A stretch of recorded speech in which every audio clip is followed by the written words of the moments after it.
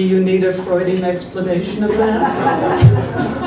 Wow. We had a good time rediscovering that text, both of us, and it was hard to choose an excerpt, but we are going to turn now to poetry. Lawrence began as a poet. A young woman friend of his actually submitted some of his poems, and those were the first things that Lawrence had published. They were published in the English Review, and the company he kept in that issue probably tells something of what was seen by the editors. On the other pages of that issue were Tolstoy, Hardy, Henry James, and Galsworthy. Quite an issue. Lawrence described his poetry, quote, in a fragmentary fashion constituting a biography of an emotional and inner life. Now, these 800 poems are indeed fragmentary. There are great poems, there are also little aphorisms, there are almost sort of lyrical notes to self, not lyrical enough. It's quite a mixed bag. He was very free, he was very prolific, and that is both admirable and annoying if you read the collected works. One critic said of all the poems that they just came out of Lawrence's nerves. Well, I would think that would be a compliment, but that was a criticism. Frida said, and she said this joyfully, it's real doggerel. Be quiet, Frida. Anyway, what is interesting is there is extraordinary poetry in this enormous collection, and Lawrence is now part of every major anthology of English verse. And the poems that we are going to hear next give you some sense of what I think is one of the larger and more successful themes in Lawrence's poetry, and that is a satirical edge, an edge of satire that he applies to England, to politics, to gentrification and social stratification, and certainly to the complexities of love, sex, and gender differences.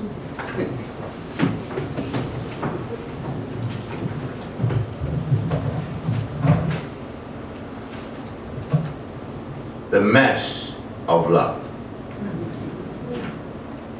We've made a great mess of love since we made an ideal of it. The moment I swear to love a woman, a certain woman, all my life, that moment I begin to hate her. The moment I even say to a woman, I love you, my love dies down considerably. The moment love is an understood thing between us, we're sure of it, it's a cold egg. It isn't love anymore. Love is like a flower. It must flower and fade. If it doesn't fade, it is not a flower. It's either an artificial rag blossom or an immortelle for the cemetery. The moment the mind interferes with love, or the will fixes on it, or the personality assumes it as an attribute, or the ego takes possession of it, it is not love anymore. It's just a mess. And we've made a great mess of love. Mind perverted, will perverted, ego perverted, love.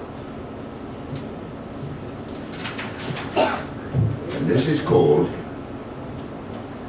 How Beastly the Bourgeoise Is.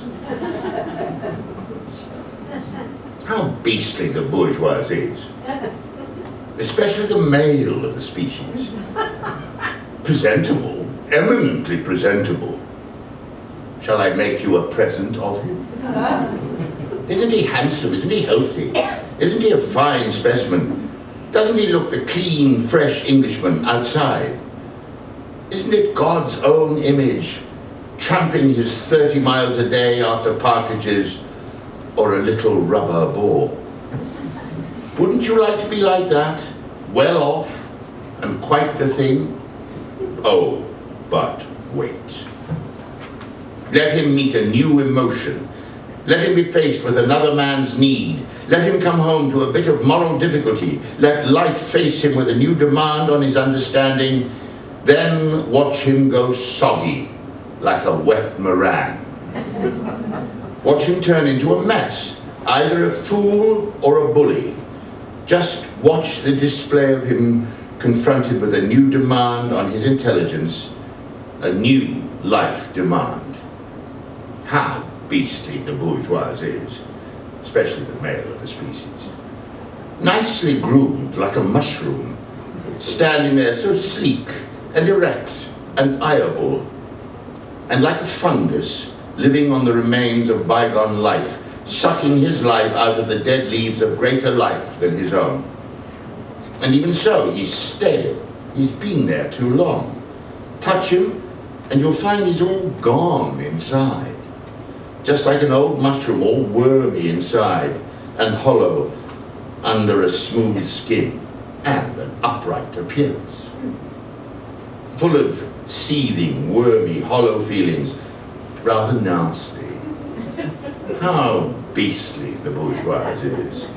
Standing in their thousands, these appearances in damp England, what a pity they can't all be kicked over like sickening toadstools and left to melt back swiftly into the soil of England.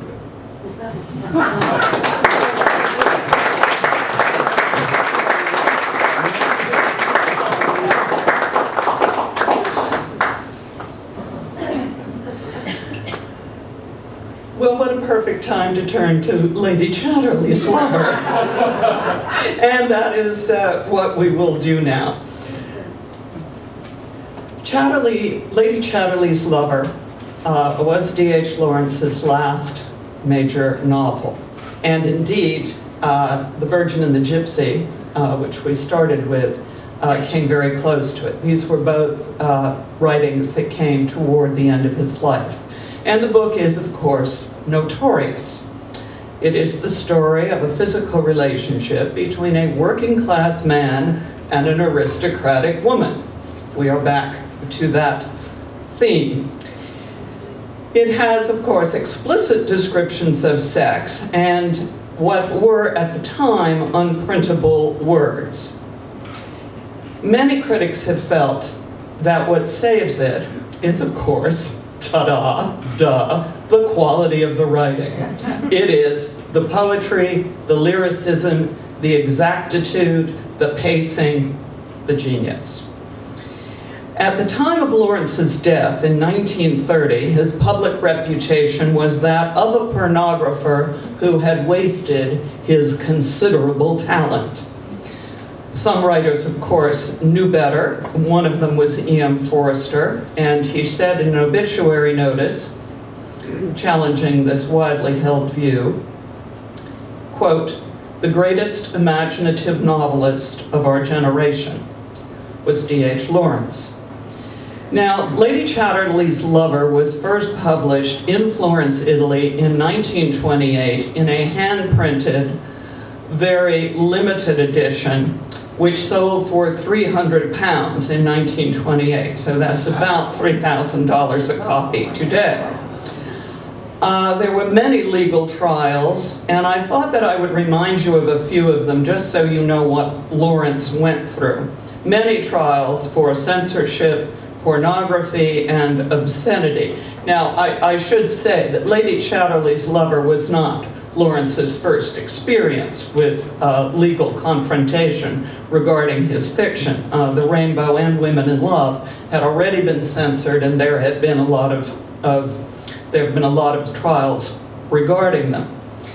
But Lady Chatterley's Lover had a trial in India in 1964, in Japan in 1950, in Canada in 1945, in Great Britain in 1928 and 1960, the United States in 1930 and in 1960 when Eisenhower's Postmaster General said it could not move through the mails. And that was overturned in a court, And I am proud to say that my publisher, Grove Press, brought out Lady Chatterley's Lover and distributed it soon after the Eisenhower administration had left.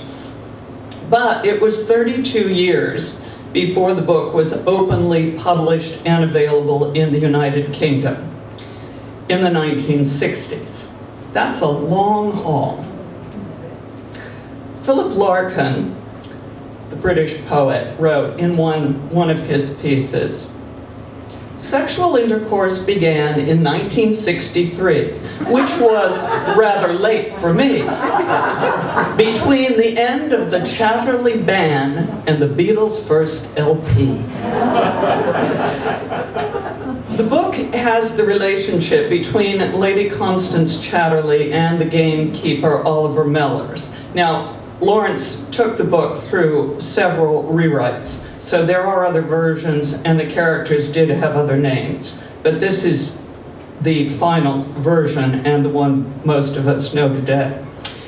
Their relationship is based on physical passion, tenderness, and an evolving mutual respect.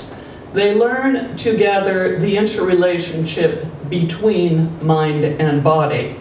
And just as a side note, Lady Chatterley being able to have a sexual relationship with another man other than her husband was condoned by her husband because he was injured, unable to sire children, and wanted an heir. He did not want an heir who was sired by someone of a lower class. That was one of the differences. Mellors, the gamekeeper, speaks naturally, as befits his background and rough existence.